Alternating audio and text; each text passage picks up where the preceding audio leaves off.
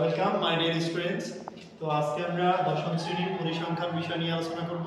তো আজকে হচ্ছে আমাদের যে টপিক সংক্ষিপ্ত পদ্ধতিতে গড় নির্ণয় করব আমরা।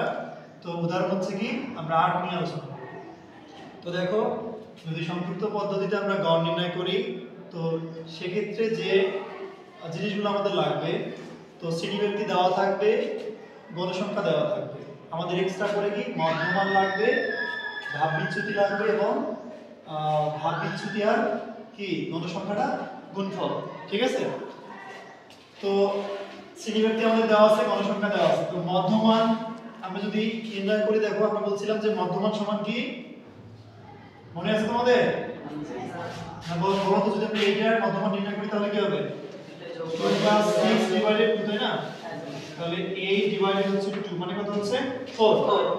তাহলে প্রথম যে মধ্যমান এটা কত হবে 4। তাহলে বাকিটা কি একই ভাবে যদি আমরা 6 আর 10 যোগ করি, 10 তাই 16, 16 কে 2 ভাগ করলে কত হচ্ছে 8। 8 না? আচ্ছা, একটা বুদ্ধি দিয়ে দেখো যে আমাদের শ্রেণী ব্যবধান কত, এখানে দেখো তো 6 থেকে যদি আমরা 10 হিসাব করি 4 না? তাহলে আমাদের শ্রেণী ব্যবধান কত 4। তাহলে আমাদের এইখানে যত পাইছি আমরা মধ্যমান, জাস্ট তার সাথে যদি 4 যোগ করে দেই, তাহলে 8 এর সাথে 4 যোগ করে দিলে কত 12। 12 এর সাথে যদি 4 যোগ করে দেই 16, 16 4 20, 24, 28, 32। ঠিক আছে? কারণ দেখো যদি হিসাব করো 30 আর 34 এর মধ্যে 32ই তো মধ্যমান হচ্ছে। ওকে, এবার হচ্ছে আমাদের কি ধাপ বিচ্যুতি। এটা হচ্ছে সবথেকে মোস্ট ইম্পর্টেন্ট, হ্যাঁ, যে ধাপ বিচ্যুতিটা আমরা কিভাবে নির্ণয় করব। তো আমরা এখানে কি বলছি, এই যে a যেটা আছে আমাদের, হ্যাঁ কি আছে a, এই এটাকে আমরা কি বলছি আনুমানিক গড়। এই সমান হচ্ছে কি আনুমানিক গড়।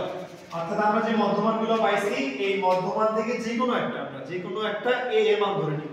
তাহলে আমরা যদি এখানে ধরে নেই এই যে 20 যেটা আছে, হ্যাঁ ধরে নিলাম, এটাকে a ধরে নিলাম। কি ধরে নিলাম? a। তাহলে a এর মান কত 20। আবার দেখো তো এই কলাম বরাবর কি এটা মধ্যমানের মান না, মানে x i এর মান না? তাহলে এইটা যদি চিন্তা করো, এই 20 হচ্ছে x i এর মান, আবার a এর মান। তাহলে আমরা যদি বা ধাপ বিচ্যুতির জায়গায় জাস্ট এখানে মান বসাই দেই, তাহলে দেখো তো জাস্ট এখানে একটু লিখি, হ্যাঁ তাহলে আমরা কি লিখছি দেখো যে x ui, অর্থাৎ যদি আমরা এটা কেটে বসাই, তাহলে x i এর মান কত বলো তো 20, আবার a এর মান কত 20, তাহলে -20, আর x এর মান কত, x এর মান 4। তাহলে 20 আর 20 কি চলে যায় না, 0 হচ্ছে না? তাহলে আমাদের এই যে বরাবর মানটা ধাপ বিচ্যুতি 0 হবে না? এবার যদি আমরা তার আগেরটা দেখি, তাহলে তার আগেরটা যদি আমরা দেখি এখানে কত 16, x এর মান হচ্ছে 16, x এর মান হচ্ছে 16, আর আমাদের a এর মান 20, আর x এর মান হচ্ছে 4। x এর মান কত 4,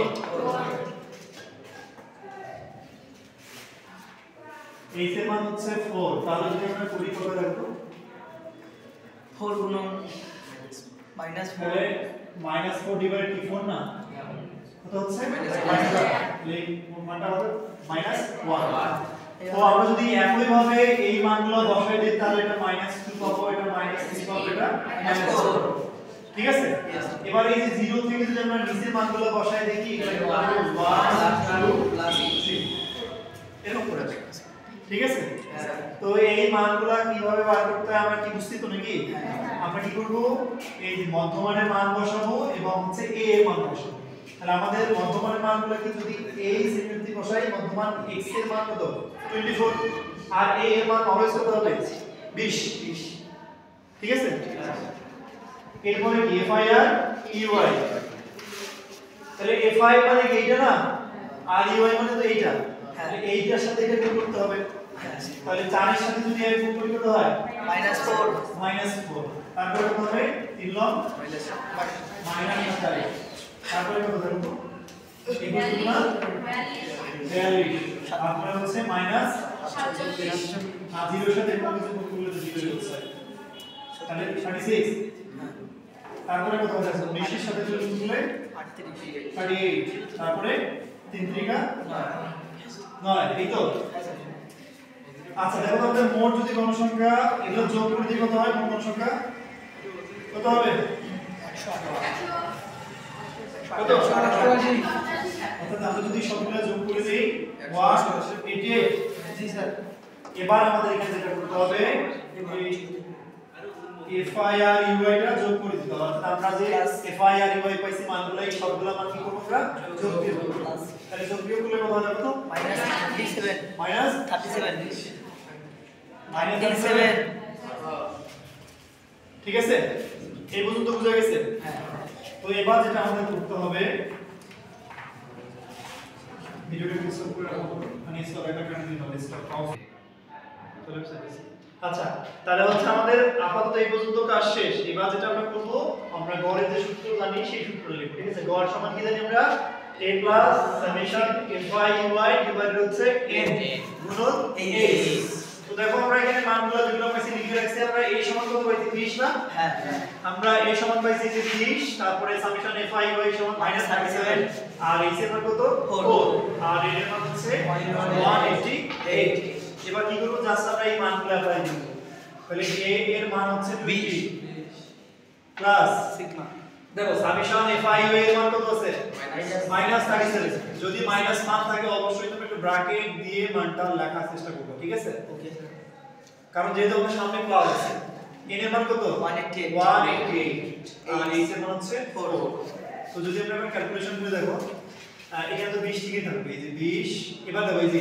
চিহ্নটা কোন অবস্থায় আছে না তো প্লাসে আর মাইনাসে কি হয় মাইনাস হয় মাইনাস উপরে থাকছে 37 গুণন হচ্ছে এই যে 4 ডিভাইড হচ্ছে 188 তো যদি আমরা কাটাকাটি করি কত হয় দেখো একটু স্টপ করো তো দেখো এবার আমরা মানগুলো বসাইছি যে 20 থেকে থাকতেছে প্লাসে মাইনাসে মাইনাস হচ্ছে হ্যাঁ তারপর হচ্ছে এই 37 ইনটু হচ্ছে 4 ডিভাইড হচ্ছে 188 তো এবার কি হচ্ছে এই যে 20 থেকে থাকলো আমাদের 37 আর 4 যদি গুণ করি 148 নিচে হচ্ছে 188 এই 20 থেকে থাকলো আমাদের এই 148 কে আমরা যদি 188 দ্বারা ভাগ করি তাহলে হচ্ছে 0.79 হচ্ছে বাট 20 থেকে 0.79 বিয়োগ করলে 19.21 হচ্ছে তো এই হচ্ছে আমাদের সংক্ষিপ্ত পদ্ধতিতে গড় নির্ণয় করার মেথড তো অবশ্যই তোমরা বুঝছো মনে হয় যদি না বুঝো তো প্রশ্ন করতে পারো